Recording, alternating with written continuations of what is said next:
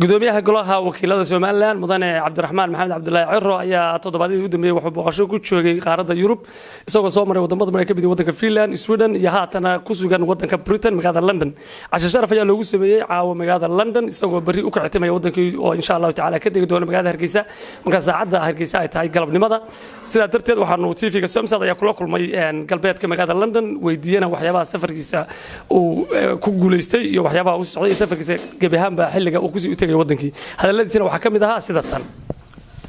bismillaahir rahmaanir rahiim marka hore waxaan mahadnaqayaa telefishinka Somsat mas'uuliyiintiisa iyo wariyaashiisaba waxaan kaloo halka ka salaamayaa dhammaan shacbiga reer Soomaaliland haday joogaan wadanka gudihiisa iyo dibadiisaba halkan safar waa fasax baan ku yimi iyo shaqo labadaba ujeedadii markii hore halkan oo Yurub waxay ahayd inaan ka qayb galo shir caalami ah oo ku saabsan baarlamaanada barwaaqo sooranka iyo dalalka kale badankooda oo ka soo qayb galay shir caalami oo lagu qabanayay halkan London oo ay qabteen ururka barwaaqo sooranka ururka baarlamaanada barwaaqo sooranka shirkaas oo maanta bilaabmay oo aan bilowgiisii ka qayb galay waxaan kaloo intii aan joogay wadamada Yurub aan gaaray dalka Finland iyo Sweden waan kula kulmay halkaas jaaliyadaha reer Soomaaliland mas'uuliyiinta xukuumadaha wadamadaas iyo madaxda xisbiga wadani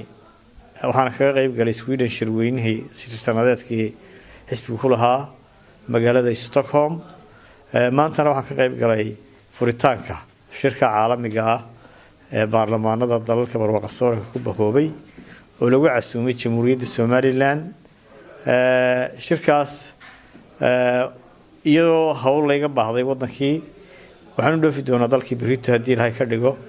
insha Allah waxaan ku beeganahay magaalada Hargeysa dalkii Soomaaliland arbacada subaxdii 8 iyo barka hadii Ilaahay ka dhigo waxaan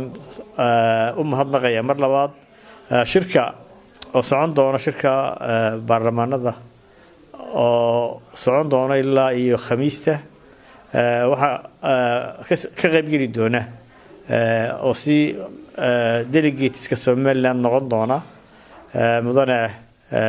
Cabdulqaadir Xaaji Ismaaciil Jirde iyo mudane Cabdiraxmaan Maxamed Jaamac